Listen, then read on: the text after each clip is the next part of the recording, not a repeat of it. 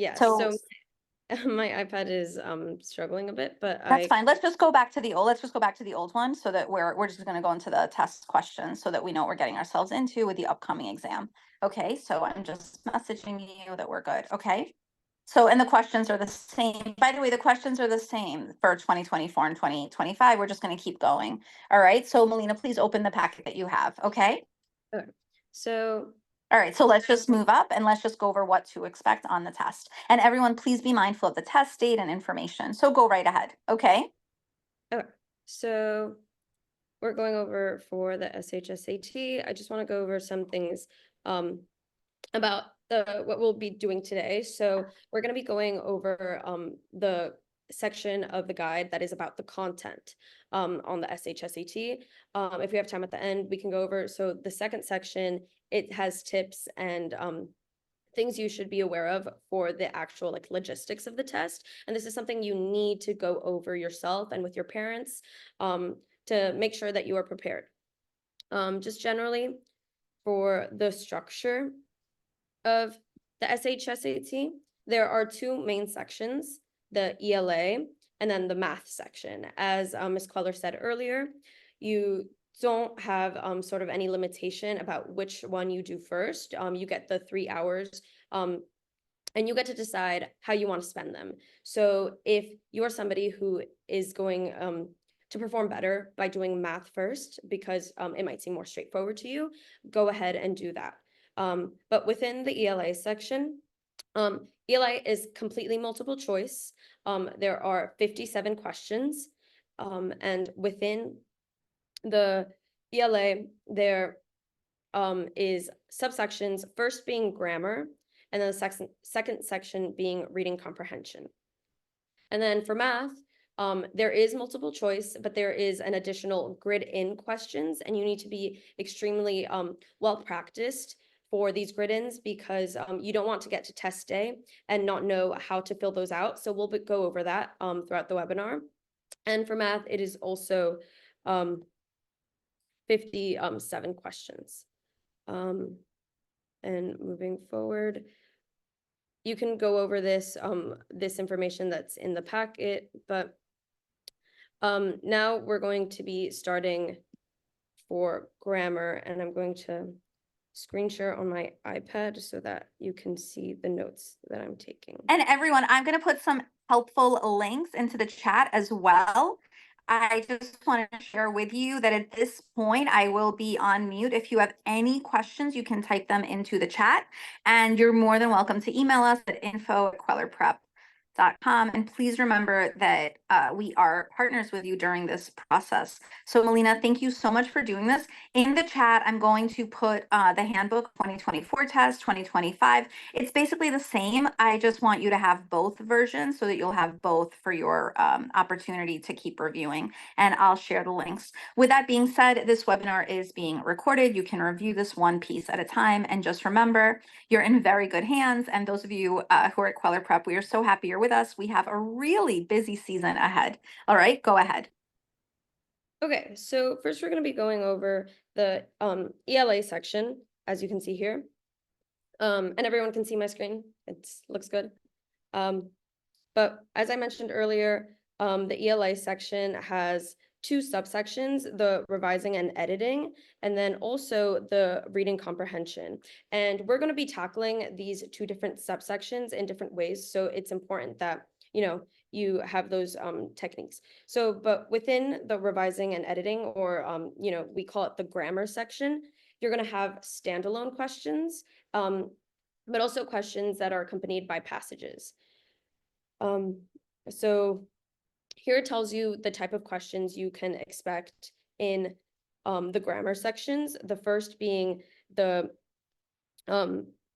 where they underline the error in a certain phrase, sentence, paragraph, and they tell you the type of error, and you have to identify the way to fix it. So here you have to, the error is underlined, and you have to figure out how to fix it. And there are different types for within this. So this can be either like grammar, which is like punctuation. but it can also be word choice. And this is why it's important that you study your vocab for the SHSAT. But also there are paragraph types. So we'll go over examples, but they'll give you a paragraph and each sentence will be numbered, and it's going to ask you a question about how to improve this paragraph, either like reordering the sentences or inserting something to make it make more sense. The second type is you have to identify the mistake. So they won't tell you what it is. You have to identify and find the mistake. And within this, they'll give you a sentence and we'll be able to practice this. And the last type is improving the writing in combination with sentences or revising parts of a sentence. So this is what used to be like the scrambled paragraph, and we'll be able to go over examples. Here are the tips that they give you, and this is very, very important. You have to read the question. You have to know what it is that they're asking and trying to get from you when taking the test. In the grammar section, they are not asking you to, they're not quizzing your ability to understand what the content of this writing is. They're quizzing you on your knowledge of the rules of grammar. So the priority here is the question. So you need to be going into these readings, the stimulus, with the questions in mind. And this is true even with the grammar questions that are accompanied by a passage. So first, always read the questions. Next, once you get to the questions, I highly recommend that you cover your answers, the answer choices, and then come up with your own answers or corrections based on the stimulus and the question, and then identify which answer choice is the most closely like related to the answer you came up with on your own. Because a lot of the times, you know, the SHSAT, they like might be trying to trick you and give you questions that might or answer choices that might confuse you. So it's best always to come up with an answer on your own and then find the one that matches that. And then for here, things that we should keep in mind is to always annotate these texts. And this, you know, you might be hearing this and be like, this annotating might be a waste of time, but this is why it's so important that you practice, because the more you practice, the more you do these types of questions, the more comfortable you'll become annotating, the more efficient and practical your annotations will be. So they won't be a waste of time. And ultimately, they will save you time, because when you read the question, you won't have to reread a whole section or a whole sentence. Your annotations will help you identify the answer faster. So it's important, that's why, that you practice. And yes, you have just under 2 months, so there still is time for you to be putting in the effort, putting in the practice. And, you know, your annotations, you know, practice, because they should be intentional. You're not annotating just for the sake of annotating. You're annotating to help yourself answer the questions in the future.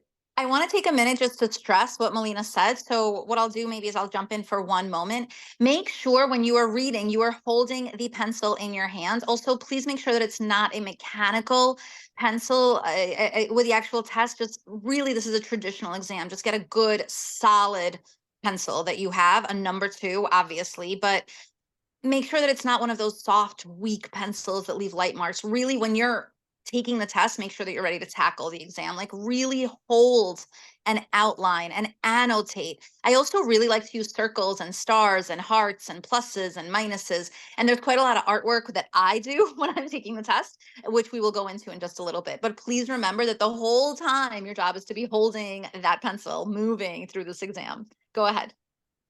Yeah, and something I just want to expand upon, Ms. Kweller mentioned like all using like the hearts and the stars and underlining and all these things. This is why practice is so important, because you will develop your own personal system for annotation. So once you get to the test day, you know, like, oh, when I'm circle something, it's a name or it's the subject of a sentence or whatever it is that you have developed this system for yourself. Okay, so moving on. Here we have our first sample question. And just I want to point out that this is a standalone question. There's one question for the stimulus. And here they are telling you straight away the type of a mistake that they want you to fix. So it's inappropriate shift in verb tense. So it's asking you which sentence should be edited to fix this verb tense misuse.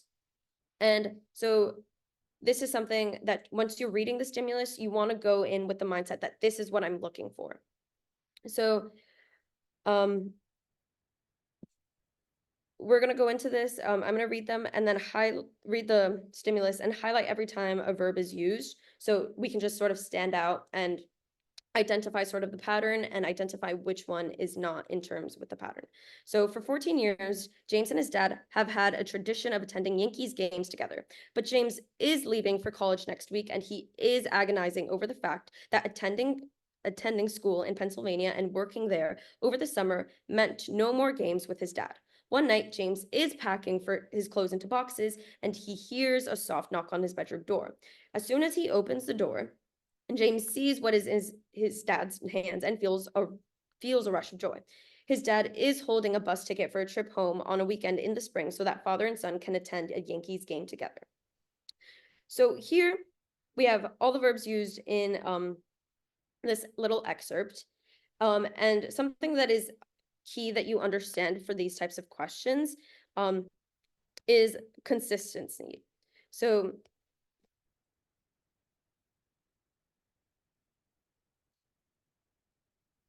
with these types of questions, or like questions throughout the grammar sections within the SHSAT, not only is verb tense supposed to be consistent, which is what this question is asking us, but also, and I'll show a little example about this, plurality is supposed to be consistent. And what this means is that the tense and the verbs in this whole entire excerpt should be paired and the same. So here you can see have had, is leaving, working, is packing, opens. These are all verbs in the present tense. So essentially what we have to do here is identify which one is not in the present tense. And everyone, please pay attention to what we just went over. Please be careful. Make sure no matter what, that you are paying a lot of attention to the verb tenses that are here. And thank you so much. And Malena, just for time purposes, check your phone very quickly. All right. Okay. All right, so now that we're here, everyone, remember that the verb tense is very important, okay? So we're going to keep going, but remember, this is what you're focused on. So let's keep going. This is we call this the grammar section at Kweller Prep. We don't necessarily talk about revising and editing, but just go through that, okay? So everyone, remember, it's the verb tense and plurality, okay? And if it helps with later, just with regards to taking notes, we're going to go through that with you. All right. So everyone, let's keep going. Okay. Okay, so within this section, we can see that the one that is not consistent with the verb tense of is meant. So this one is in the past tense. And if we wanted to correct this, we would say, and working over the summer means no more games with his dad. So in this question, we can see that the answer is sentence 2 or sentence 1, because that is in the first sentence. Okay.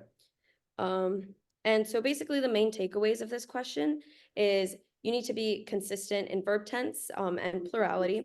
And what that means is when you have a sentence, for example, the cat drinks water.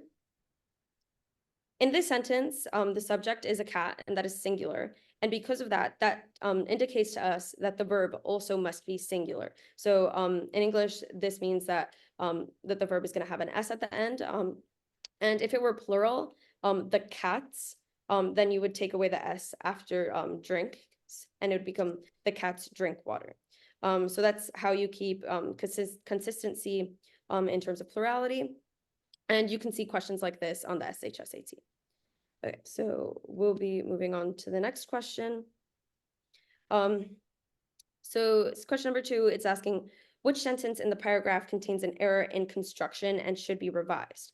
So essentially what this is asking us, issues in construction. So this is going to be like parts of the sentence or errors in the combination of sentences, which is essentially like the use of commas. So when we're going into reading this, we're going to highlight and identify where commas are used so that we can sort of identify where the issue is. But we need to first understand, when we're going into this, sort of the uses of commas. So the reasons why we use commas.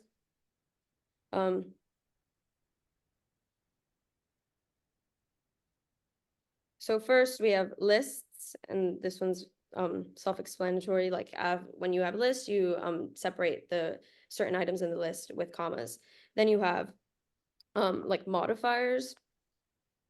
So this is like when you use in a certain place or time, before, again, a certain place or time, et cetera, et cetera.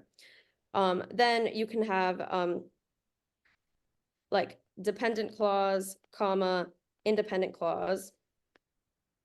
And then another example is you can have an independent clause, the comma, a fanboy conjunction. So that can be for and nor. And then, oh, no comma there. And then another independent clause. So it's important that you understand when going into the SHSAT, the uses and these sort of rules about grammar, because this is what they're testing you on. So going into this question, in 2007, comma, visitors to San Francisco, comma, many of whom are attending an international design conference, comma, had booked almost all of the city's hotel rooms. Then looking for a way to earn some extra money, comma, 3 air mattresses were rented out by roommates Joe Gibbia and Brian Chesky. Well, we're gonna just look at these two sentences. And here in these two sentences, we have 4 commas, and we're gonna like look into each one. So the first one, in 2007, so this is like a modifier example. This is sort of a phrase that's sort of contextualizing. So this comma, the use of the comma is okay. In this next section, you have these 2 commas that are sort of sandwiching this phrase. And the way you sort of check to see if this use is correct is you should be able to take away this phrase that is sort of separated by the commas, and make sure, and the sentence that is left over when you take away that sentence should be still like grammatically correct and make sense. So we're going to do that here. In 2007, visitors to San Francisco had booked almost all of the city hotel rooms. So this makes sense when we take away the sentence or the phrase in the middle. So we know that this use of commas is all right. In the second sentence, looking for a way to earn extra money. So here we're starting the sentence with an ing word. What this means is that this phrase is going to be followed by a comma and then another phrase, but the first word should always be the subject of the ing verb that started off the sentence. So we're going to see if this is the case for this sentence. So looking for a way to earn some extra money, 3 air mattresses were rented out by roommates, blah, blah, blah. So here you can see that clearly the 3 air mattresses were not the ones who were looking for a way to earn extra money. So this is a misuse of the comma. And if you wanted to make this grammatically correct, you would follow the comma with the names of the 2 roommates. So here we can see that the error is in sentence number 2. And this is what we call a misplaced modifier.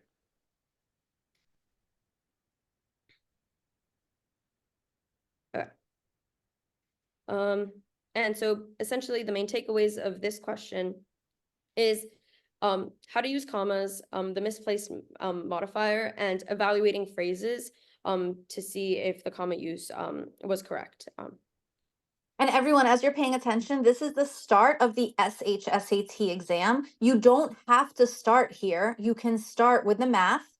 I mean, you can start with the reading comp, but just remember, you can start anyway, so long as you transfer the bubbles 1 question at a time, and the grid-ins as well, which we'll go through. So please keep that in mind, that your actual starting point is not as relevant as your ending point, which will ultimately be your score.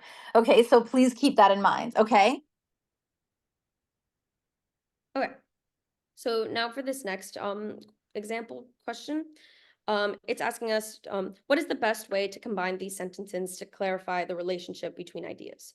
So here, the two things that you want to keep in mind is that you want to be succinct, which essentially means don't be repetitive.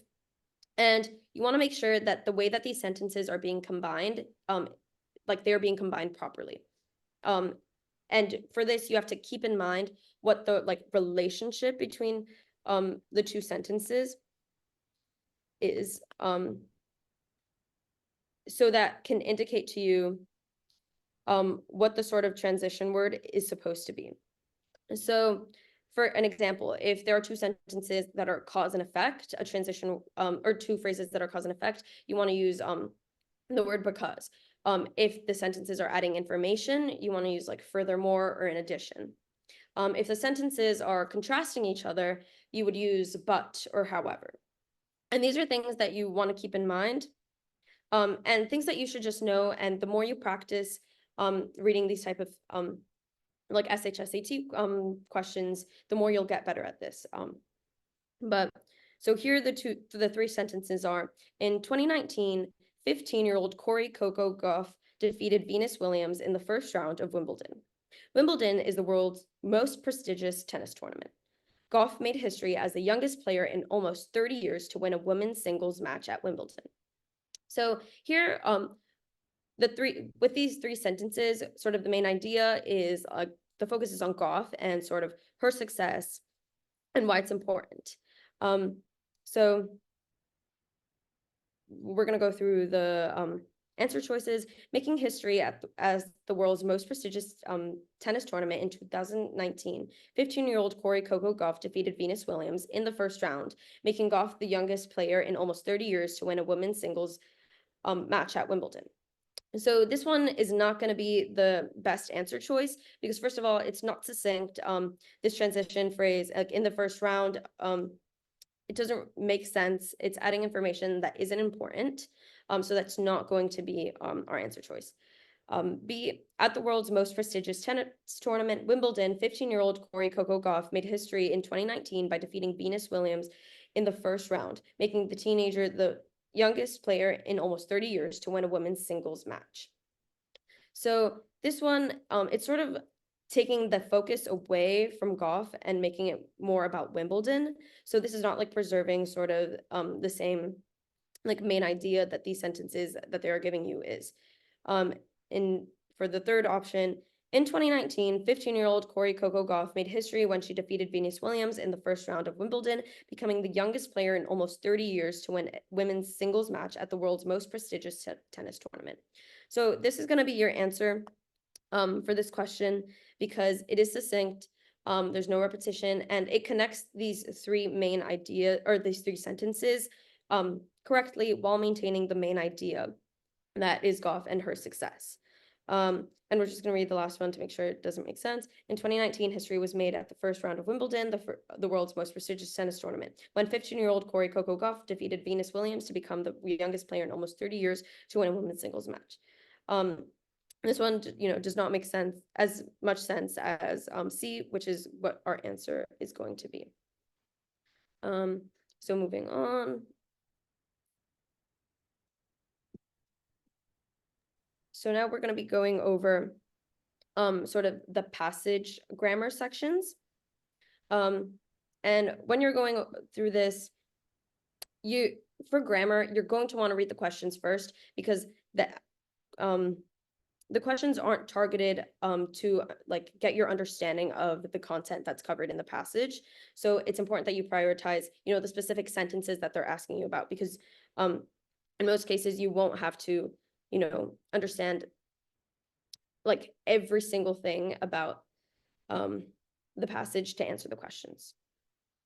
So here it's asking which revision of sentence 8 uses the most precise language. So what this means is that they're asking for like specifics. So we're going to go back to sentence 8, which is right here, and read it. Through a variety of opportunities, gap year participants can develop new skills and interests. So the question they're asking about precision and being specific. So an immediate question that comes to me is through a variety of opportunities. what opportunities, what specific things. So that's something you want to keep in mind. And then also gap year participants can develop new skills and interests. What are the skills that they're talking about? What specific interests? So this is what we want to go into the reading the answer choices. And I want to add, this is a great time to add a question mark, to add a plus sign. When you like something you're reading, put a plus, put a check, put a heart. I'm all about the symbols as I'm reading. And hold your pencil the entire time when you're there, which we will do in more detail during the stress reduction webinar, a separate webinar run by Kweller Prep. Okay. So now going into the answer choices, through different experiences and discoveries, gap year participants can develop new skills and interests. So I still have the same question, different experiences and discoveries, like which ones? We don't know. This answer does not give us that information. And the same new skills and interests, what skills? Second, through a range of opportunities and training, gap year participants can develop new skills and interests. Again, it's not specific, it's not precise. G, through internships, work, travel, or volunteerism, gap year participants can develop new skills and interests. So this is good because it's giving us the specific examples. It's being more precise. So this could look like our answer, but we're going to go through all of them. Through a variety of jobs, programs, charities, gap year participants can develop new skills and interests. So you might be stuck between the last two options, but here, what sets them apart is the fact that G is more succinct. Here, H says a variety of jobs. That a variety, it's not adding anything. So G is more to the point. And it even the examples themselves are more specific. So here is going to be G is going to be your answer. Oh, okay. For question number 3, which sentence should be added before sentence 11 to introduce the ideas in the third paragraph? So we're going to go to the third paragraph. A gap year is when a student takes one academic hiatus from schooling for non-academic activities. This break in the academic track gives young adults a chance to explore possible program options, gain volunteer experience, and achieve personal growth. Through a variety of opportunities, gap year participants can develop new skills and interests. The break can also help prepare students for the challenges of college coursework by giving them additional time to mature. Succeeding at the college level can be challenging at first, but when determined students adjust and employ good study habits, they will thrive. So the question is asking which sentence should be added before sentence 11. So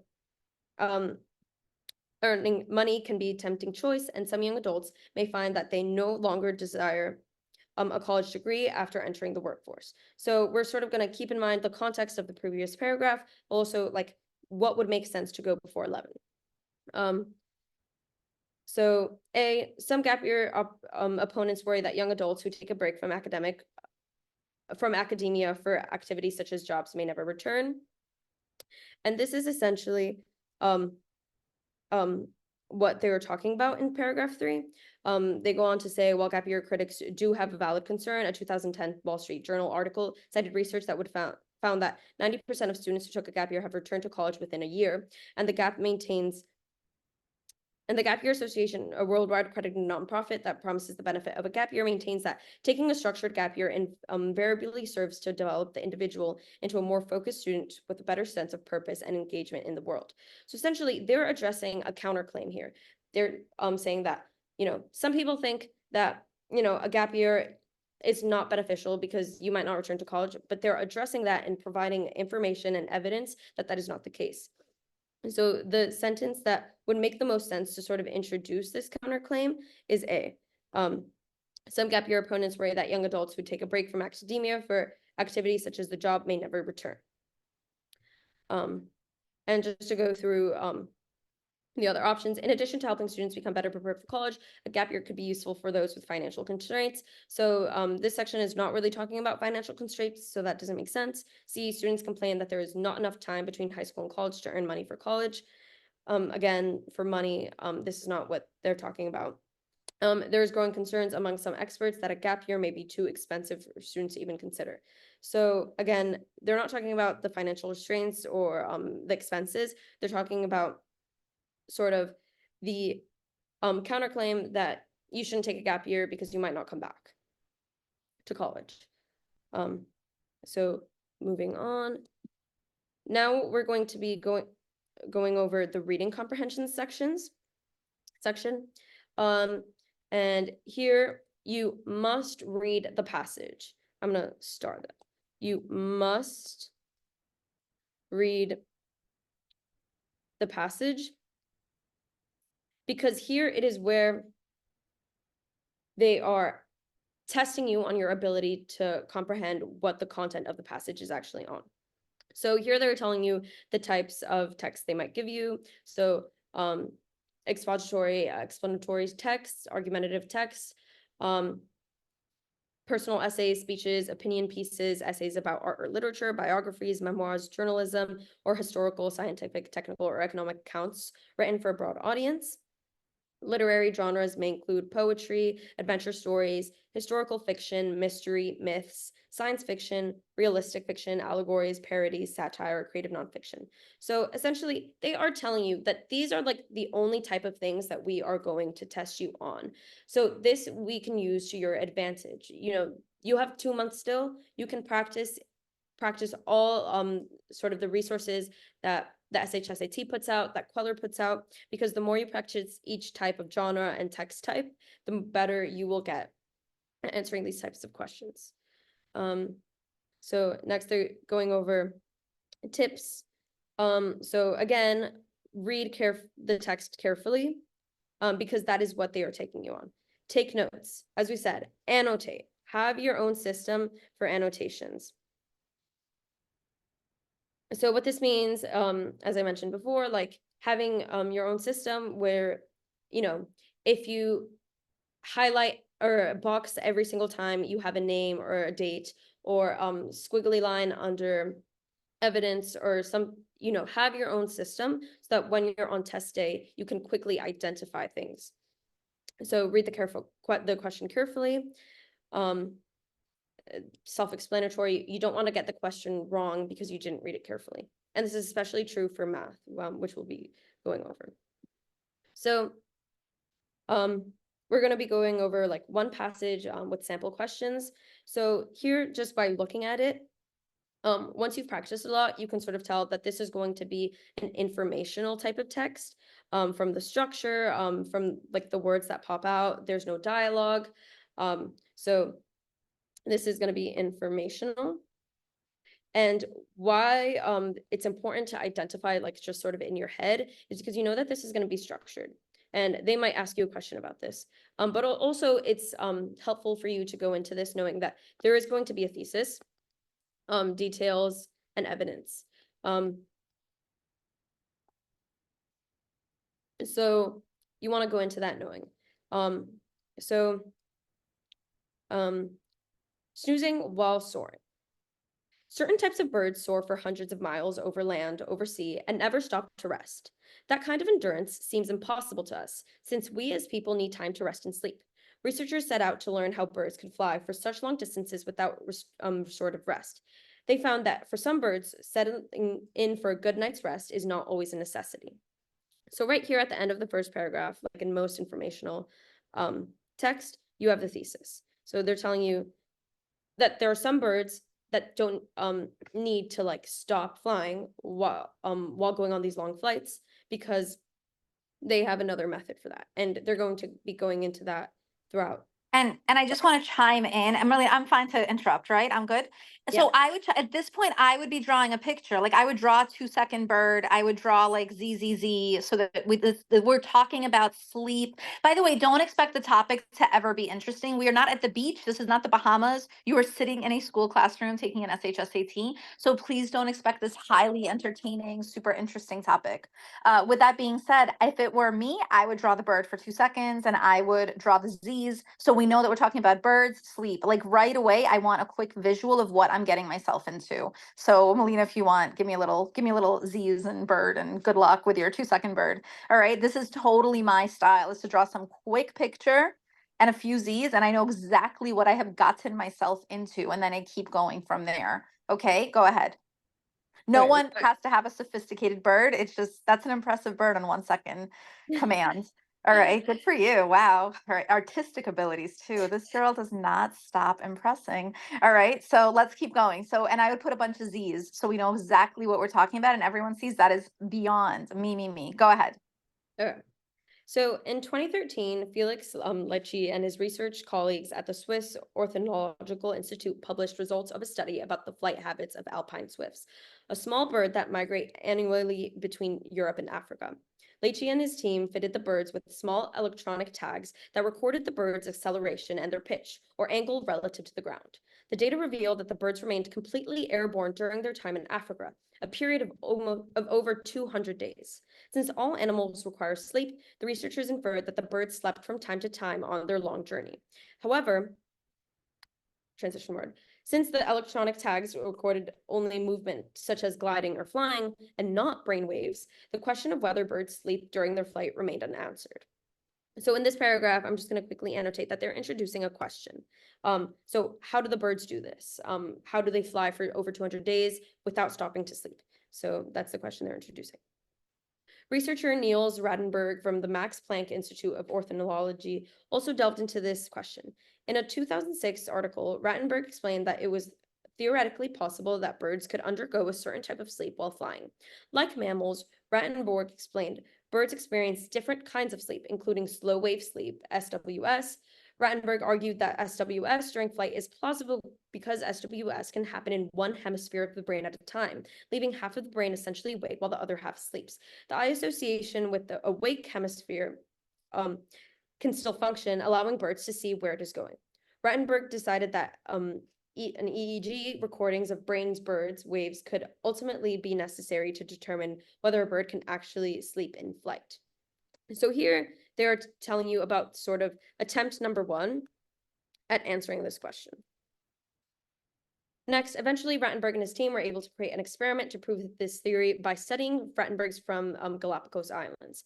These enormous birds are good subjects for avian sleep research because they fly far out to sea to hunt fish. However, unlike many seabirds, they cannot land on water to rest because the physical build of their body, long wings, poorly webbed feet, and minimal feather waterproofing makes them unable to take off again from the surface of the water.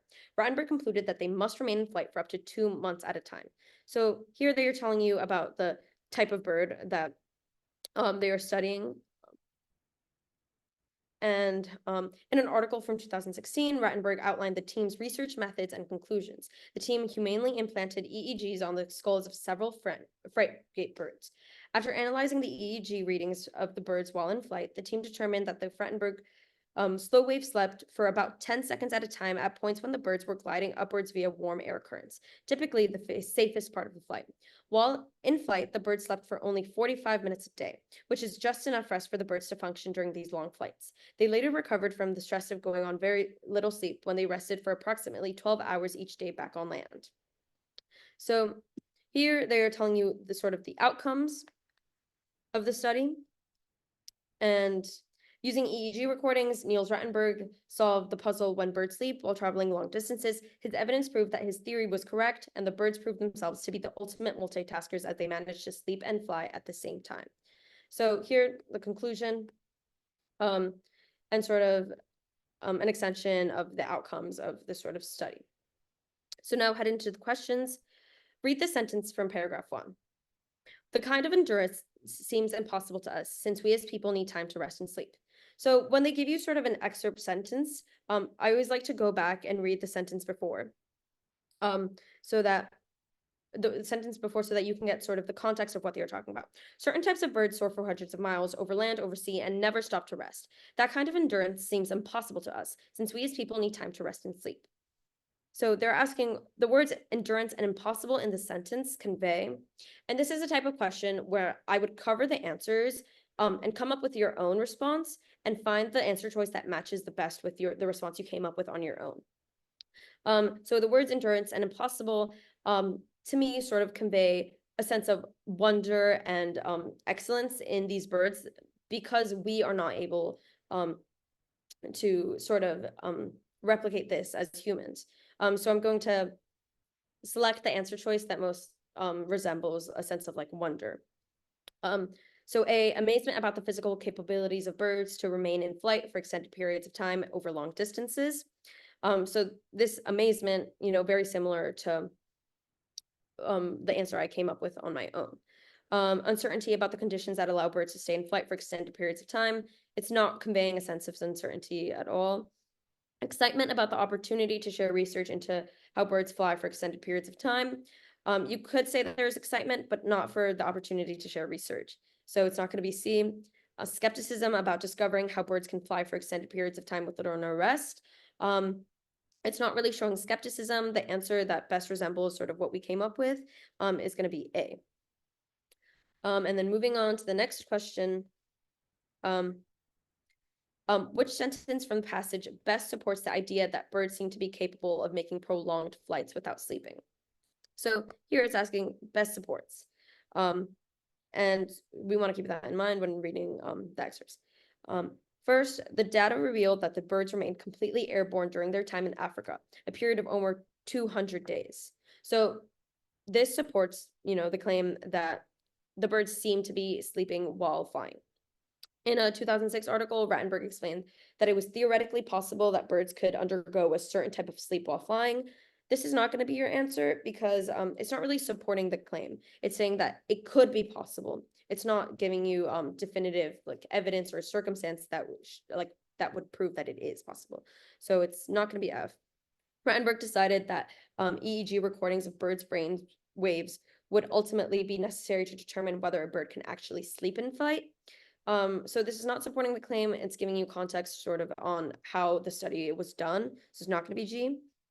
And then lastly, while in flight, the bird slept for only 45 minutes a day, which is just enough to rest for the birds to function during these long flights. So here you're going to be between E and the last option. But E is the one that best supports the idea because it is precise. This is giving you two, it's not the best answer.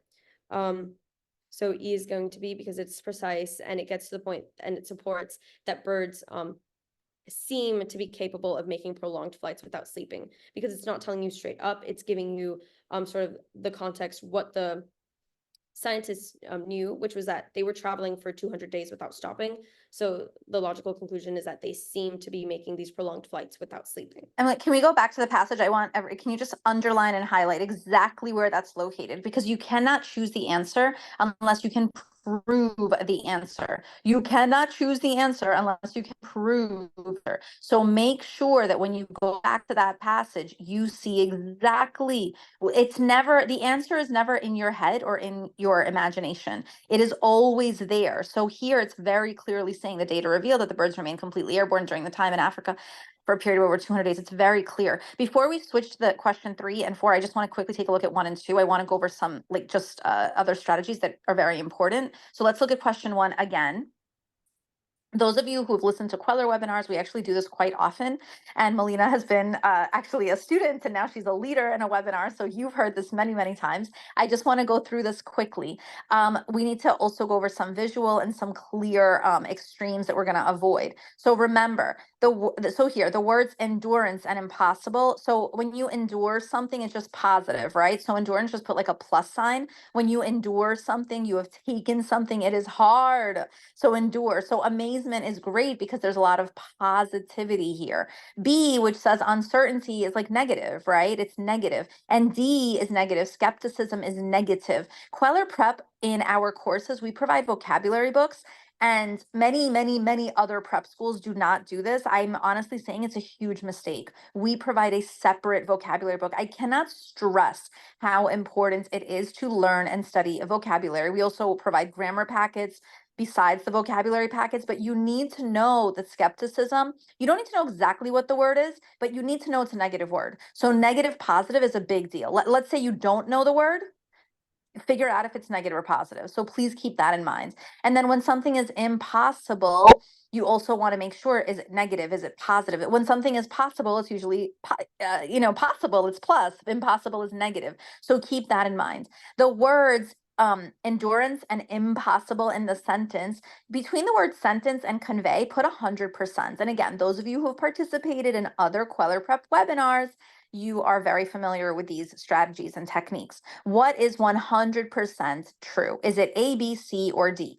A is 100% true, and that's why it's your answer. So between sentence and convey, please make sure you say it's 100%. So you have space there. A is 100% true. Then number 2, which sentence from the passage, if you could somehow fit the word best before the word best, 100% best supports the idea. Don't pick something that's 90%. Pick something that's 100% accurate. This is very important. And also avoid extreme, in general, just avoid negative answers also. When something is negative, just stay away from the negative. All right. So please keep that again. So for example, when something is always, never, like it's very extreme, those types of choices. Let's keep going.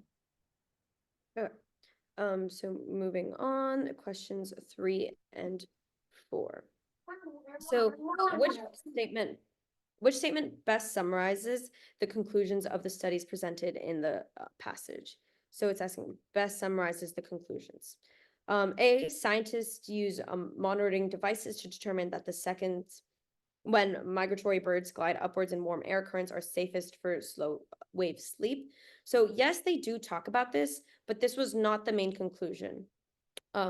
B, using monitoring devices, scientists confirmed that migratory birds sleep for an extremely short amount of time while in flight and recuperate by sleeping for an extended period of time after they land.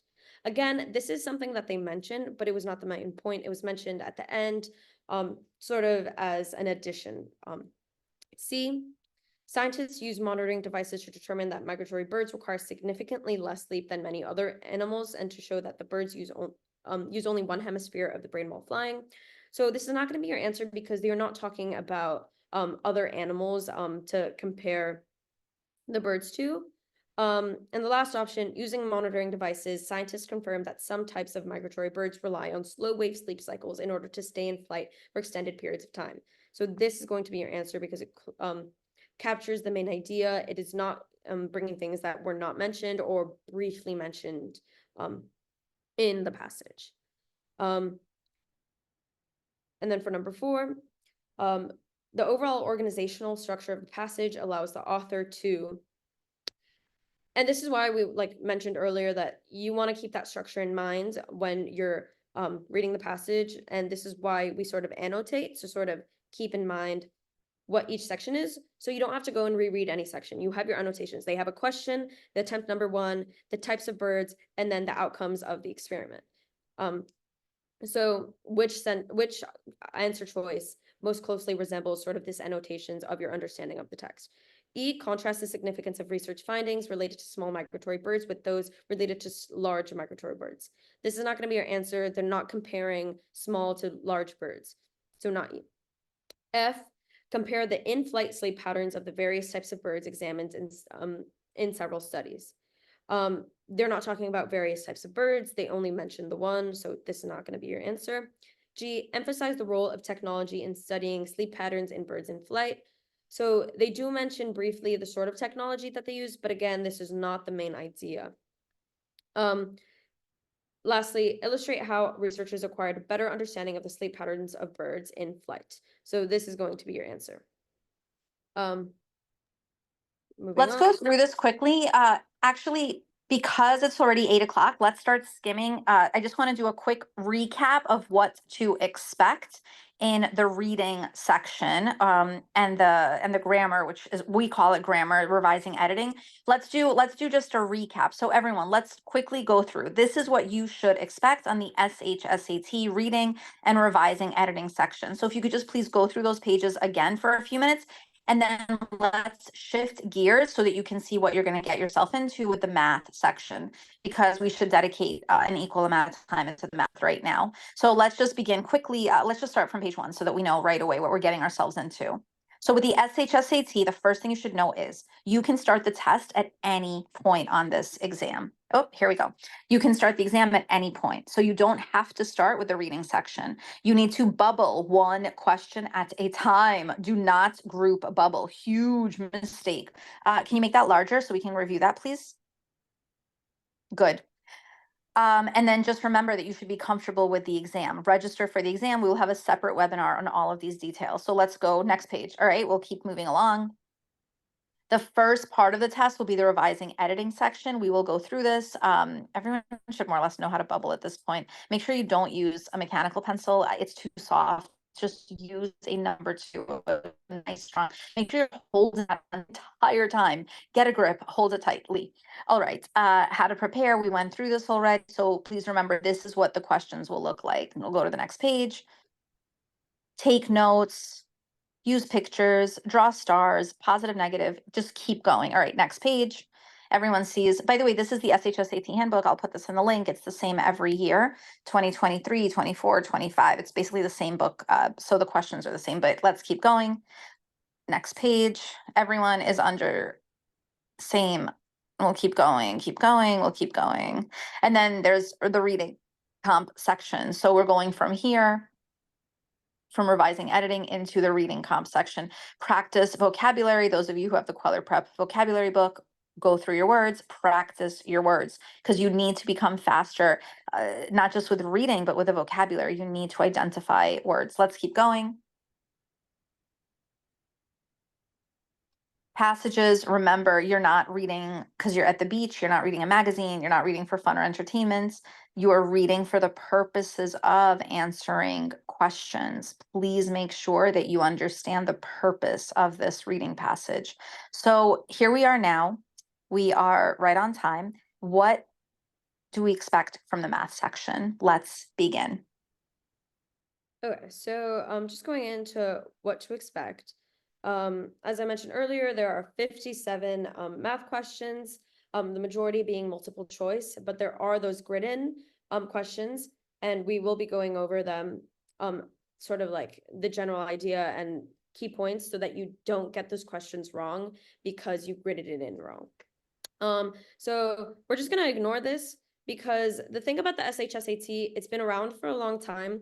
So we have the targeted, I'm just gonna like block all this out. We have the targeted sort of techniques and question types. And that is what Kweller is for. So you're not going to be going to just a general math textbook and studying random concepts. We know what the concepts on the math SHSAT section are going to be. Correct. So you want to have those sort of targeted practice. And I want to add with the reading, just do not read a random book like, oh, I'm going to read Harry Potter now for 10 hours. Like, no, you're reading passages, answering questions. Read a passage. And if you want, you can even read articles, any article, and start developing your own questions. It's really important that you read, answer questions, You're not just reading, and you're definitely not casually reading. With regards to the math and reading section, remember there are 10 experimental questions. Please don't try to guess what they are. They're blended into the exam. So for the purposes of grading, there are 10 non-counted questions. For the purposes of practice, we're going to assume every single question is graded and counts. All right. So please remember that. All right.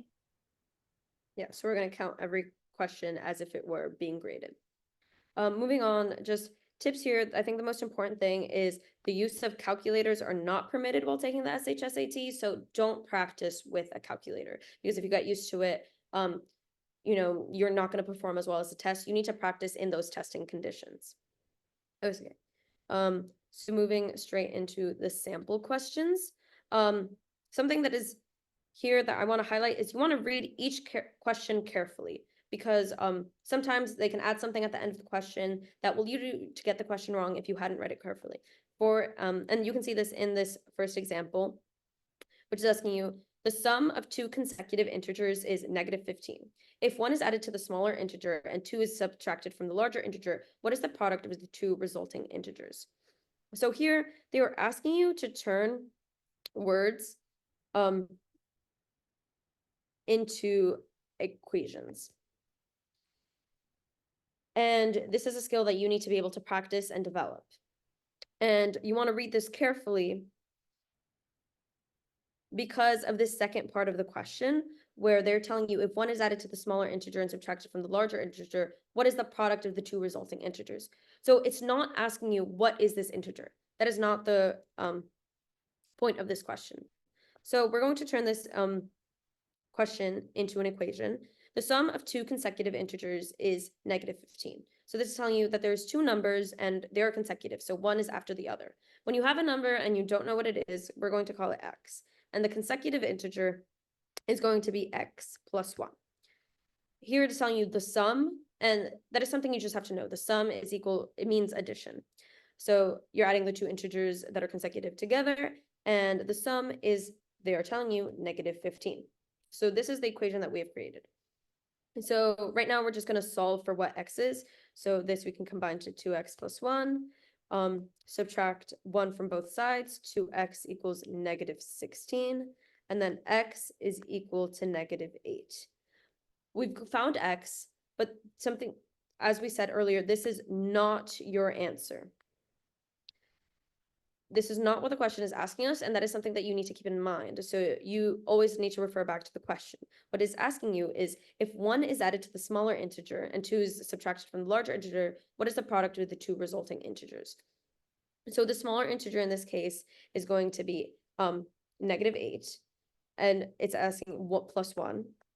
So that's going to give you -7. And then for the larger of the two integers, -7, you're subtracting 2. So that's giving you -9. So it's asking, what is the product of the two resulting integers? And you just have to know that that means you're going to be multiplying them. So that's -7 times -9, which is going to give you 63. So that is going to be your answer. So sort of like the main takeaways of this question, you want to read carefully and practice your skills of turning words into equations. Sample question number 2. Jenny starts a game with twice as many marbles as Keiko. Jenny gives Keiko 5 marbles, but she still has 10 more marbles than Keiko. How many marbles did Jenny have to start with? So again, this is asking you to turn sort of words into equations. So here it says, and we're going to, substitute Jenny and use sort of a symbol or a letter to represent that. Jenny starts a game with twice as many marbles as Keiko, so we're going to turn this into 2K. And then for the second part, Jenny gives Keiko 5 marbles, but she still has 10 more marbles than Keiko. So we're going to turn this into this equation, because we are taking 5 away from Jenny and adding them to Keiko, and then it's telling you that Keiko still has 10 more marbles even after that. So we're going to add 10. How many marbles did Jenny have to start with? So we're essentially solving for J. And what we're going to do, we have a system of equations, but we know that you can solve this because we have 2 variables and 2 equations. So when we have 1 variable per equation, it is solvable. And the way we're going to do this is through substitution.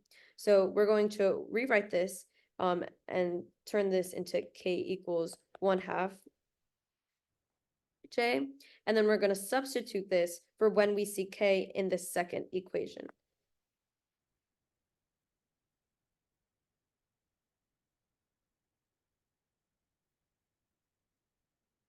And then it's a simple matter of solving for j. So then we have j minus 5 equals 1/2 j plus 15.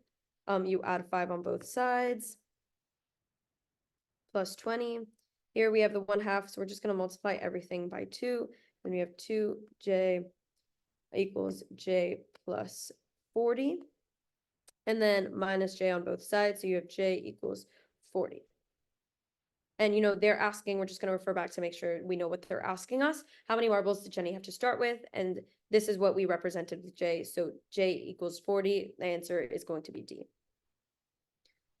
And then we're going to move on to the next question. Okay.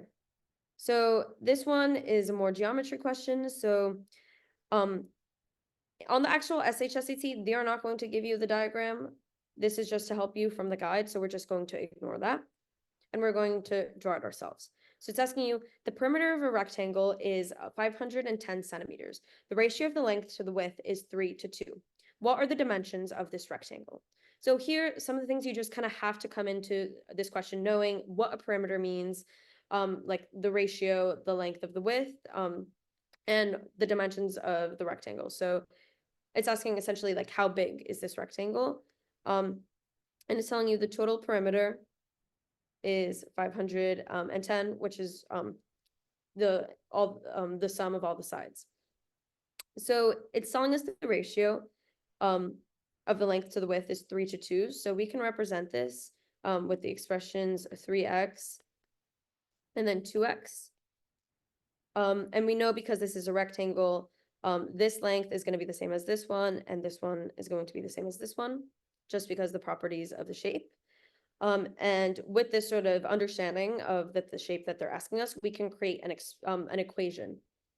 So 3x plus 2x plus 3x plus 2x, which is the sum of all the sides, which is the perimeter, is 510, because that's what they give us in the question.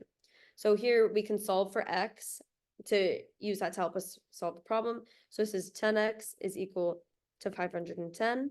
So x is equal to 51.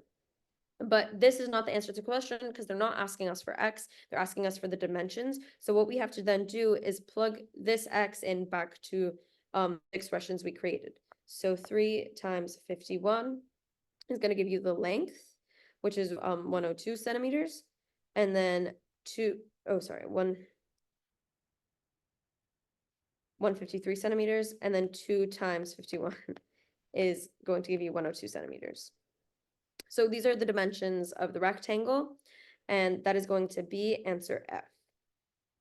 And that's how you Can you solve. go over that? If you can go over that one more time, just and if can you just like a dark blue, if you could, I just want it to pop out a little more. Okay. Yes. So everyone, we're gonna go over this one more time because this is a very common question, and I want to just go through it carefully. Okay, go ahead. So here you have your rectangle, and they tell you that the ratio of the length to the width is 3:2.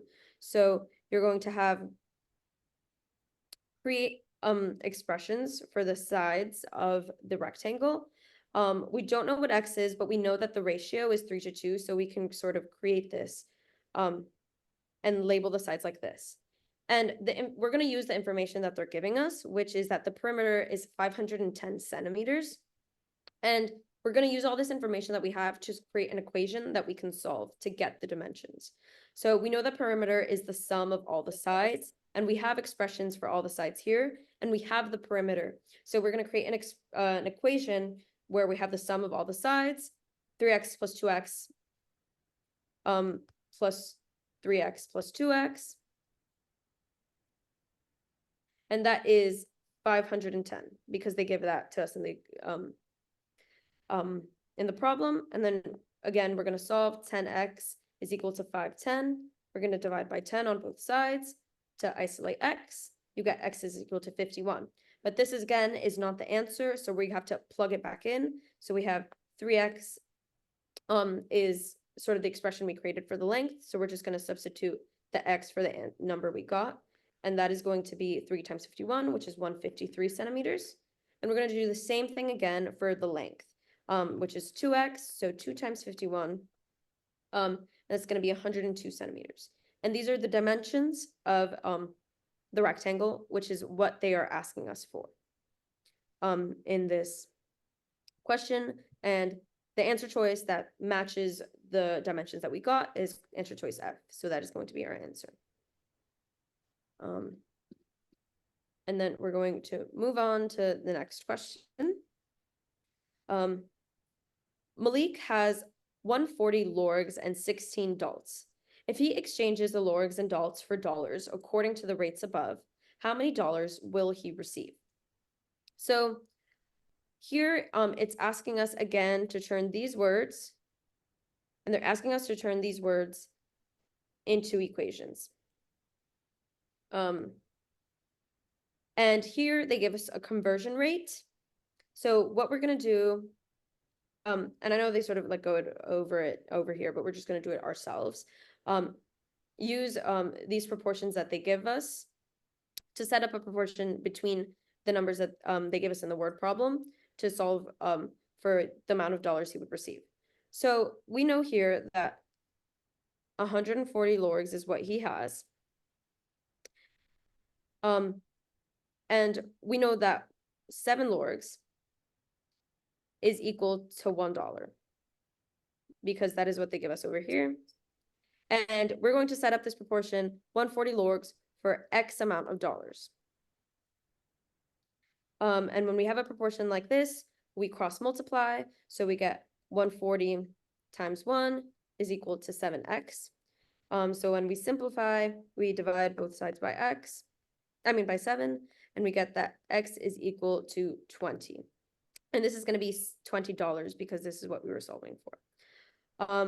And we have to do this again for the 16 adults. So we have 16 over x is equal to, and they give us that 0.5 adults is equal to $1. So again, we're going to cross multiply. 16 times 1 is equal to 0.5 times x. And then we're going to isolate x by dividing by 0.5. And so we get $32 is equal to X, or the amount of money he would get for 16 adults. And then because he is going to exchange both of these, we're going to add these quantities, $20 plus $32, and that's what's going to give us $52.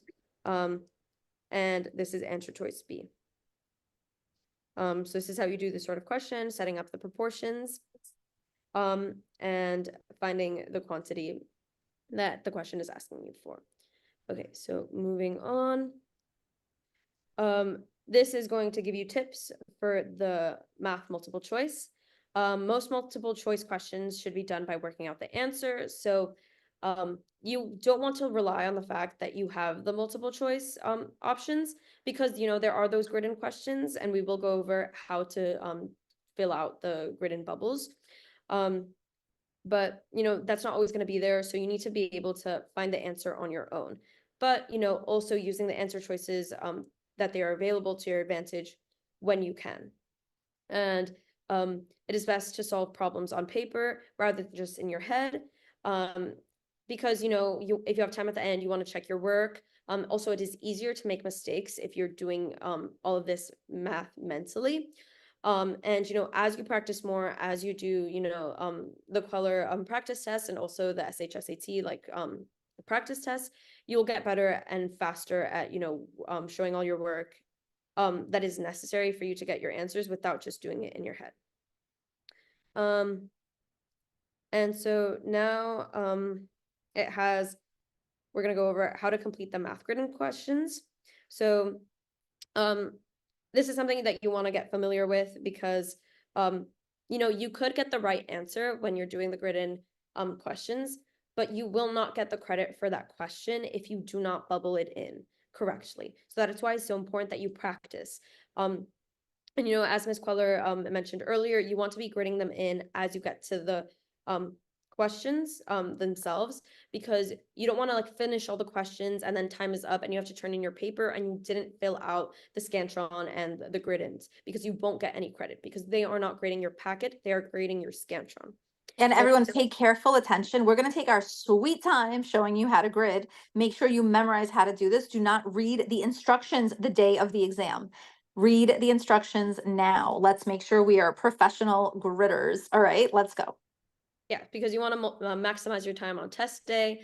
You don't want to be wasting your time reading directions on something that you can practice and master right now. So the math section includes 5 grid-in questions for which students must solve computational questions and provide the correct numerical answers rather than selecting the answer from multiple choice questions. So essentially it's just telling you it's not multiple choice. You have to come up with the answer on your own. The grid for each question is made up of 5 columns. When you record your answer in the grid, begin on the left. For each grid-in question, write your answer in the boxes at the top of the grid. Print only one number or decimal system in each box. Use the period symbol if your or your decimal symbol if your response includes a decimal point. Fill in the circle under the box that matches the number or symbol that you wrote. So here you can see 2 examples. On the top, you have the answer boxes, and you have 5 different spaces. And under you have sort of this most like a traditional Scantron, the options for your numbers And then they also have the option for a negative sign here. So your answers can be negative, and also the decimals. So when you're filling in the grid in, you want to not only put in your number at the top, so here it is a 5, but also you want to bubble it in. And you want your bubble to be entirely covering the circle and to be dark. So that's why, again, Ms. Kweller, we highly recommend using an actual physical pencil and not a mechanical pencil, because you want to make sure that you can, put in the pressure and that it shows up. And you want to make sure that you fill in the circle that corresponds to the answer that is written in the box, because if it's inconsistent, you're not going to get the credit. And here they're highlighting the negative sign, and this is how you would do an answer with a decimal point. I apologize. You take the whole space to put in the decimal point, and you bubble it in up here. Here they're also going in. The first column on the left of the grid is only for recording a negative sign, as in example C. So here, you're never going to put up a number in this first slot, because first of all, you can't even bubble it in over here. You're going to get the answer wrong. So the first slot is only for a negative sign, and if your answer is positive, you just leave that blank and you don't touch that. And again, here you can see they're using the whole spot for the decimal point, and the 1.5, and they're starting on the left. So even it's okay if your answer doesn't take up all 5 slots. You're just going to leave the rightmost one blank. Here, when your answer includes a decimal, make sure to fill in the circles that matches all parts of your answer. For example, if your answer is 0.78, fill in the circles under the 0, the point, the 7, and the 8. Like in example D, note that the answer is displaying 0.78 will also be accepted as correct, like in example E. So here, like, they'll accept both of them. You can put the 0, you cannot put the 0. This is an issue that won't affect how your answer is scored. But as you can see, they're putting in the number into the box, but also bubbling in. But what you don't want to do is put the 0 here and then not bubble it in down here, because that would be inconsistent. You want it to remain consistent. So if you're putting the 0 up here, you need to bubble it in. If you're not going to bubble it in, and you're going to start from the leftmost side. Here they show you examples that are unacceptable when you're grid-in answers. So do not leave a box blank in the middle of an answer. If there is a blank in the middle of your answer, it will be scored as incorrect. For example, if your answer is 307, which is the example F, is the acceptable way to grid in your response. In example G, there is a space between the 3 and the 0, the 3 and the 8 rather than a 0. This is an unacceptable way to grid in your response and will be scored as incorrect.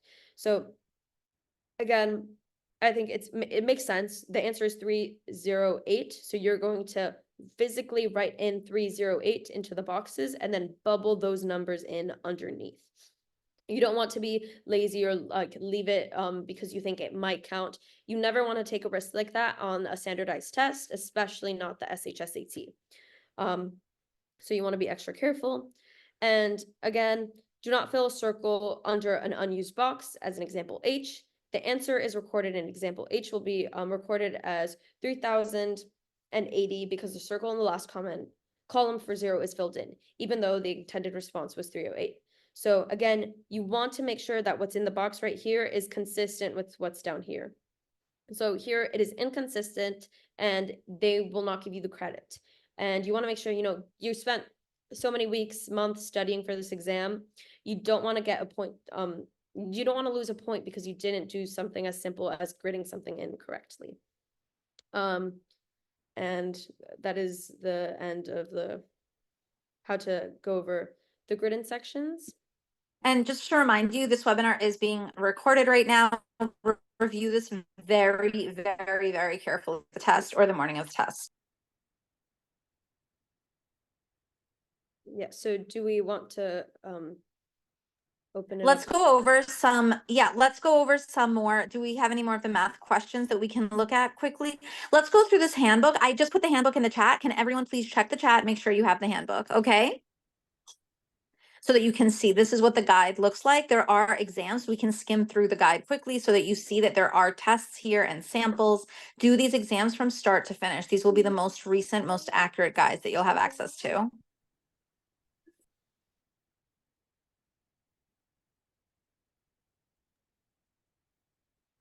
So everyone, please check the chat. I have put this into the chat, right? Let's keep going through this as we're here. And Malena, if you can please go over your test day experience as well, so that students know what they're getting themselves into in terms of the test dates. All right.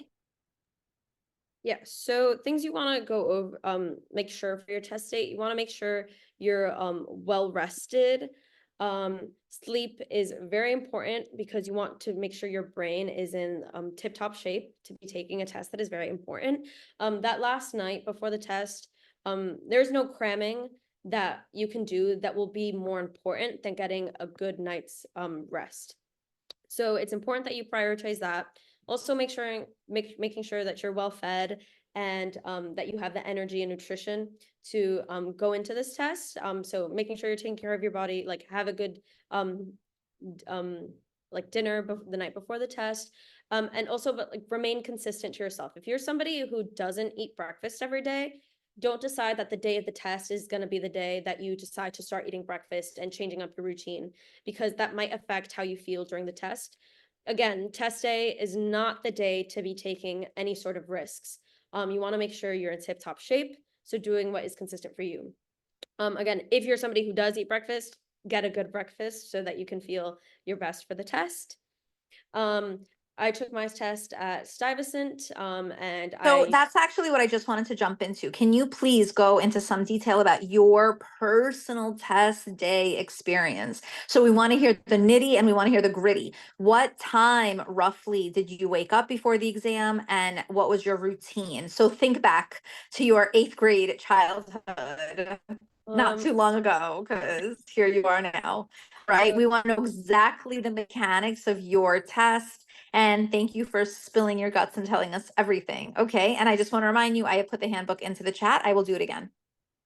So the day of the test, I remember it was raining. So something that I like told my parents, I do not want to make this like rain make me be late. So I woke up, extra early with a lot of time. I think I was one of the later sessions. So not the like 8 a.m. one, but possibly at noon.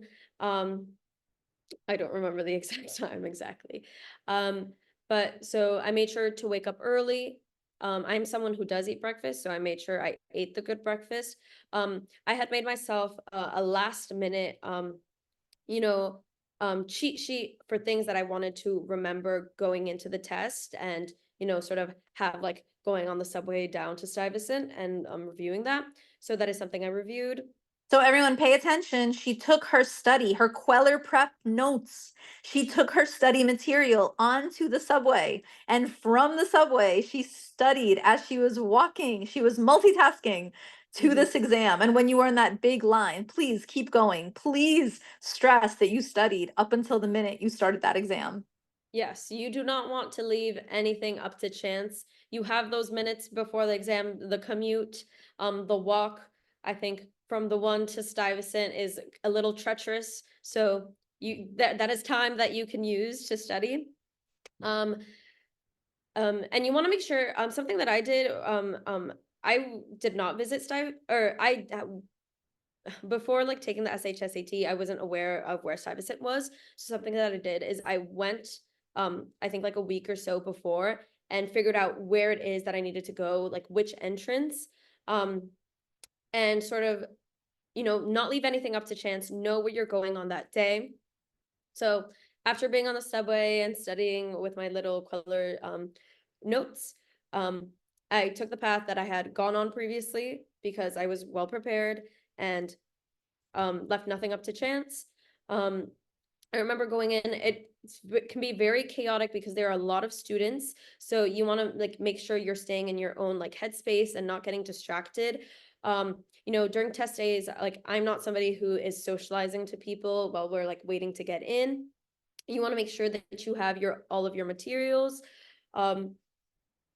To make sure that there is nothing you forget. Bring extras because your pencil can break, and you don't want to be sitting in the test and not have your pencil break and not have any backups. So having those backups, just I want to stress, you don't take 10 pencils. pre-sharpen 10 pencils. Do not forget, take pencils, take erasers, take grippers, take take the squishy grippers, everything you need. Without a sharpener, obviously, because you will have 10 pre-sharpened pencils. Thank you, Malena, for adding, do not make friends that day. You can make friends any other day, not that day. Please keep your mind on the exam. I'm very happy that you're also sharing that you went to the actual test center solo. You did not go with a friend circle. This is not going to a party. We are not here to have fun. We are here to take a test. Just in case you missed the memo, this is not social hour. We are going in to take an exam. Please give it the respect it deserves. I highly recommend that you do not do carpooling. You don't want to be around nervous or jittery people. All right, let's keep going. Tell us more about your test day. So something I want to add, you can make friends once you're at the specialized high school. You first need to get in, and the way you prioritize that is, being in your mindset on the test day. You want to make sure that you have like the physical location, your test room, written on a physical piece of paper, because I didn't want to bring my phone in, so I just had it on a physical paper, so there would be no like mistakes, or I wouldn't get lost. I knew where I was going.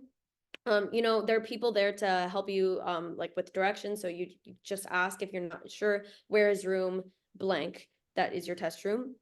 And make sure to get there on time, because especially I think with the later session, not only were a bunch of kids trying to get into the building to take their test, but there were also a bunch of kids leaving the building who had just taken the test. So there was a lot of chaos, a lot of traffic. And, you want to get there with time. Do not get distracted by anything, your phone, friends, people, any situation that is happening. You need to keep in mind that your priority and the most important thing is how you perform on this test. And with regards to the actual exam, did you finish an hour early? Did you take out a book? Did you relax? Like, how were you with the test timing? so I think I finished with perhaps like 10 minutes to spare. And then of course, with those 10 minutes, I did not pull out a book or start remembering my favorite movie. Oh, wait. I use that time to check my work, because, this is the test that's going to get you into your specialized Actually, Malena, can you remove we don't need the screen share. So let's just have you just tell us about your test day, because that's actually, I want to zero in on that in terms of what to expect. And numerically, how many people do you think were on the line? 100, 200, 250? Like, how many people were on that line? Hundreds, possibly, like, again, this was 4 years ago, Several hundred. several But it's very important. You are entering with, I'm not kidding you, police barricades. There is, I mean, the police department, the fire department. I mean, this is a real deal. The line, please be ready, will be around the block. We actually have Kweller Prep videos on this so that you really know what you're getting yourself into. We will be sharing that with you. And Kweller Prep is a great resource on YouTube. We have a lot of videos, which include what the craziness of the test day is like. So you will see that day many students on the line. In terms of dress and clothes, what were your choices that day? So I guess the priority for me was being comfortable. You're not dressing to impress, you're dressing to take a test. So I'm somebody who pulled up in, I think sweatpants and a comfortable sweater, because you need to make sure that you are comfortable and in the best situation to take your test. So you don't want something that is going to be like bothering you, itching your skin, taking you out of your mental zone to prioritize onto the test, to prioritize on the test. So, being comfortable, being something that, you can take a test in. And that's why when you're studying, when you're taking this practice tests, on the like SHSAT website, they have practice test A and practice test B. I recommend that you take them in testing conditions, going to a library, not your home, not your desk in your room, because you're going to be uncomfortable wearing something that you would actually wear on test day. And going to a library is good because there's going to be like external like situations, and you need to be able to lock into your test and ignore any distractions, block that out. So, trying to emulate testing conditions to the best of your ability. There are several questions in the chat, and I just want to go through them. Okay. I guess I'll start from the bottom. I don't know. Should I go up or down? Let me see. One moment. Ready? I'm going from the top. The first person, congratulations, Malena. Thank you. Sorry for interrupt. Will the recording? Yes, this will be recorded. Can you explain the registration process? Who attend private school? Private school, you'll take the test November, I want to say 16, 17, I believe. And that you have to do through the My Schools account. You need OSIS, OSIS. Do it with your school counselor. If the school counselor says, I have no idea how to help you, you're welcome to email. I can assist. You have to go to something called the DOE Welcome Center. That's usually a whole day in person, which is quite aggravating. But Bronx Science is 4 years and it's amazing. So just think about that. So please keep in mind that you will probably have to go to My Schools, get your OSIS, or spend the day at the Welcome Center. I call it the Unwelcome Center. They're not that helpful. I don't want to get into the names I call it. I'm not happy, but it is what it is. With that being said, where do we find a list of your webinars? Go to Kweller Prep's YouTube channel, go to the Kweller Prep High School tours. We have a lot. We have many, many years of videos, and it was a lot of fun recording over the years. Can we get a recording? Yes, I already said yes. October 1, will the administration prompts and questions be posted? All right, everyone. The actual admissions prompts are for different high schools. You will be applying to separate screened schools. Those schools will have questions. It's a whole separate Kweller webinar. Can you share a recording? Yes, everyone. The recordings will be available. At what point in the process do you have to put in rankings of the schools? The rankings you can do now, and again, that test day. Make sure that you rank in accordance to how your score is. Please be close. Malena, can you take a minute to say, why did you choose Bronx High School of Science? What made this your school choice? Well, Bronx Science, I toured Stuyvesant, Brooklyn Tech, and Bronx Science in middle school, and it's the one that I think spoke to me the most in terms of community and having the resources that I was interested in. So at the time, I wanted to go into studying physics, and Bronx Science to me was the most impressive in regards to their physics department. It is Bronx Science, it's in the name. But not only are they Bronx Science, interested in physics, chemistry, sciences, but they also have a very extensive humanities program. So that is something like that variety I wanted. Also, the Bronx Science resources and alumni network is absolutely extremely extensive. And those are resources that I wanted to have access to as a student. Also, something to keep in mind, and something that was definitely I considered was, what is your commute going to look like? I live in Washington Heights. For me, it made more sense, Bronx Science for a daily commute than Stuyvesant or Brooklyn Tech. And, you might be sitting now thinking like, oh, like if it's my top choice, I'm willing to do any commute. But when it comes down to like your day-to-day life of your 4 years of high school, your commute will significantly impact your high school experience, because it's going to affect how much time you have in your day to do your homework, or how much time you have to sleep. So these are things that, are going to impact your experience, and it's important that you consider. So obviously commute, you're not just going to go to the school that's closest to you, but it's a factor that is important that you consider. And then do you recall if you listed it that day or if you did it beforehand? When did you actually list that you wanted this as your first choice school?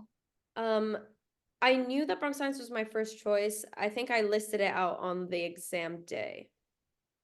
Yes, I'm pretty sure that's how it works. So even though some parents will be listing now on the website and on the My Schools, the students will get to reselect. So please keep that in mind as well. And with regards to scoring, how closely was your score aligned to your Bronx Science? Like when you did the Kweller Prep practice tests, how close were you to your target scores in school? I'm going to be completely honest. When I opened the results for the SHSAT, I saw that I got into Bronx Science, and then like I was like celebrating, and I didn't even pay attention to my score. And then later when I realized, when I started Bronx Science, people were talking like, oh, what did you get on the SHSAT? I tried to log back into My Schools and see what my score is, but that information was no longer available. So to this day, I don't know what I got on my SHSAT. But Oh my goodness.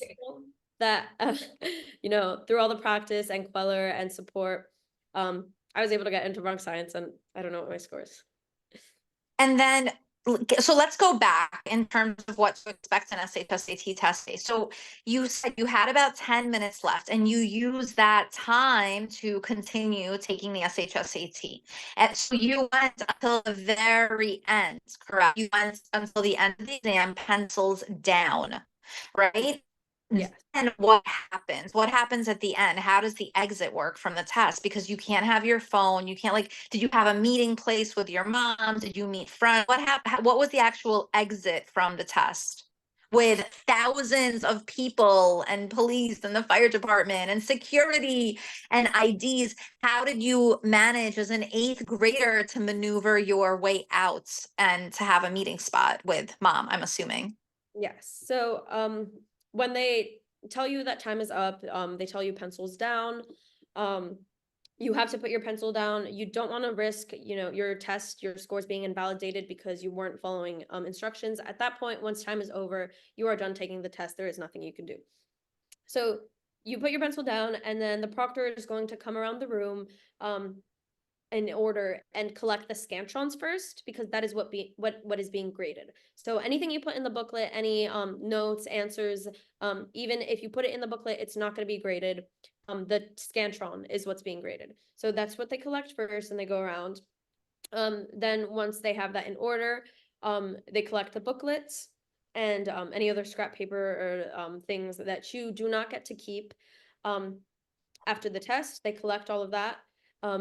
And once everything is collected, somebody comes into the room, collects those materials, and you have to wait, I think, until all the rooms have had their text booklets and scantrons collected, and on the loudspeaker they announce when it's okay for you to get up and exit the building. So I've heard that this takes as much as 1 hour after the SHSAT is over. So you could truly be stuck in that room for an hour. So at that point, and we will discuss this separately, Malena will lead a stress reduction webinar. At this point, we advise you're able to bring snacks, you're able to take some study material, reading material. You can now officially chillax, right? So this is your moment, right? So you possibly have up to an hour after this exam is over. You don't just put your pencil down and leave. Do you recall roughly how much time you spent? I would say it was from the moment of pencils down to leaving the building wasn't like an hour.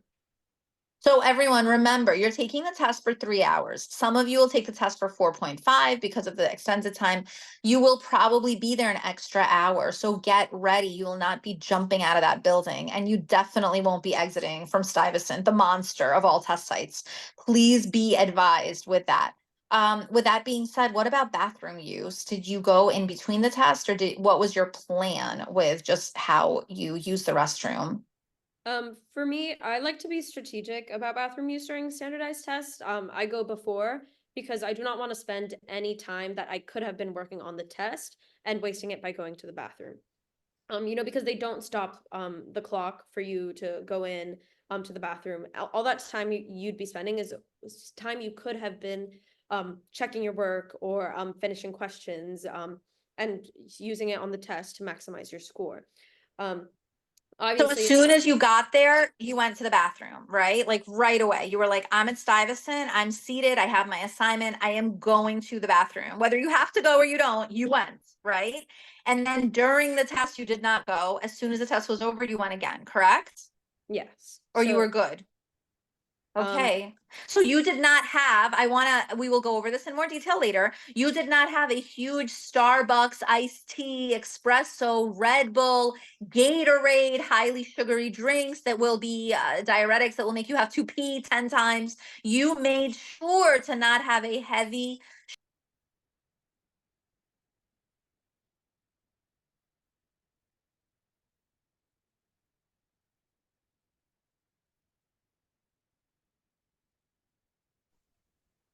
My apologies. Go. So keep going as you were speaking. So then you exited the exam, correct? And what was your exit plan from there? I think there's a pizza shop a block away or something from Stuyvesant. So I coordinated with my mom that we would meet there when I was done with the test. So that was the plan beforehand. You made a plan before the test where you will meet after the exam, correct? Because you didn't bring your phone into the test center, which many students choose to not do because they will confiscate the phones during the testing. I'm so happy that you're so open and honest with that. So basically, your mom waited an hour or so Yes. for you to. That's amazing. Do you want to add anything else at the actual test day? I think just like reiterating, making sure you get there on time, wearing clothes that is comfortable. My test day it was raining, so I made sure to wear rain boots so I wouldn't have, like soggy sneakers during the test and have anything that would be uncomfortable or possibly make me like lose points or not concentrate on the test because that is your priority. Also, like again, not socializing, not having plans for after the test because you won't get out for possibly another hour for after the test is done. Because that is your number one priority. There's a lot at stakes. This is your high school career. And it's important that, you put your best foot forward and do everything you can to make sure that you are going in with the best mindset, the best conditions, the best scenario to have the best outcome. Prior to the SHSAT, how did you handle being an eighth grader? You deal with bat mitzvahs and bar mitzvahs and start of school year and eighth grade and event. It's like and soccer and theater and tango and I don't even know, scuba diving. Like everyone's invited. The Nutcracker, the ballet. I mean, I can't even tell you what the kids at Kweller Prep are so involved in. And as you discussed in detail with your college application, you were part of a tango dancer community. How did you handle school invitations, social, class parties? How to handle to prepare handle 2 months will start leading to this exam. For me, and this is, something that I think a lot of students struggle with, finding that like balance between social life, commitments, extracurricular, academics. And for me, what works, and this is something I've developed like over the years, is just setting a schedule and sticking to it. Because, there are only 168 hours in a week. If you set an intention for every or the majority of those hours and stick to it, you can have, an extensive schedule with a lot of activities and like have a lot of things in your life, while also making sure that each of those things get done. So what this looks like on a day-to-day is saying, okay, I have school from 8 to 3, extracurriculars from 3 to 5. When I get home at 5:30, I'm going to spend an hour doing this homework, an hour doing this, and then 2 hours studying for the SHSAT. And then, blocking those hours and times out and committing to staying to that schedule. Because once you have a schedule and it makes sense and you can fit everything into it, if you stick to it, you will get to do everything that you want to do and make sure that all the things you need to get done also get done. And also just keeping in mind, there are going to be instances where you can choose between going to a bat mitzvah or studying or hanging out with your friends or preparing for the SHSAT or doing your homework or doing this extracurricular. And obviously it's important to have that balance of social life and academics, but at the end of the day, like knowing yourself and knowing your priorities, for me, that priority is always going to be academics. And that is something, that I've decided for myself and also something that my parents have taught me. So knowing yourself, if you are somebody who, wants to achieve a lot of things in your life, you have to set your priorities and not let yourself be distracted by things that don't align with your goals. That being said, you also want to have fun and enjoy your life. So, enjoying the moments that you do have for free time, for being with your friends and doing things that you enjoy. So, it's finding a balance, but knowing your priorities and prioritizing them when it comes to it. That's really helpful. Let's go through a couple of questions that we have from the parents also right now as we're wrapping up, and everyone, we're gonna go through it. Please type any questions you have into the chat box. Where are my questions? Malena, can you look at some of the questions, please, and just tell me if there's anything that we have not answered yet? Where's I my don't, chat? I don't see any questions on Let mine. me see what's here. I think we've covered just about all the big questions that are in the webinar. I want to just stress with all of you that we are very fortunate right now because we have insider information. I just got a question in the chat. Will this be recorded? This will definitely be recorded. With that, I also want to be very, very clear with regards to socializing and friends. It's not a good idea to just make any plans right now after the day of the test. The day of the test, just focus on the test. That's it. Don't plan anything because your brain is also operating in overdrive. I actually got this advice from my friend because I sat for the New York State bar exam, which was a higher level test. And I just want to share with you, my friends also highly recommended this and I followed this advice. I did nothing after my test. I watched dumb movies. He called it a mental dump. I know it doesn't sound so great and it probably shouldn't be said in the webinar, but whatever. Anyway, so it was just a mental, your brain just needs to do nothing. This is very important. After this exam, let your brain do nothing. So I want to share that with you. I mean, for me at my age, I just watched I don't know, I'm really into like the Housewives series, whatever you people are into. Just watch something dumb and simple and quite frankly, that requires no IQ whatsoever. Just light and simple and silly. Don't have any like major plans after this exam because it's too much. It's too much to handle and it's not something that you should be doing. Let's see what else I want to go through with you. Hold on. Add spotlight. I'm here. Hello, Malena. I am with you. All right. Oh, we're together again. All right, let's go through the questions. Ready? Miss Kweller, I joined the meeting late. We record. Yes, I said yes sometimes. Will we have open houses? Everyone, you get the secret in the last 5 minutes of the webinar. We have a Townsend Harris High School open house coming up. York is coming up. I'm going to send the email for Townsend Harris by 9. I'm afraid to say 9. I'll send it by 10 p.m. tonight. My child is here. Who wants to see my cute little 3-year-old? Okay. We're going to do the webinar. Let's keep going. Ready? The package is sent home to students. It started Sunday. What do you do? Nothing. We're just going to start test 1. How much time a week should you study? Oh, let me give you a great answer for that. Every spare minute you have should be studying for this exam. You don't need friends. You don't need parties.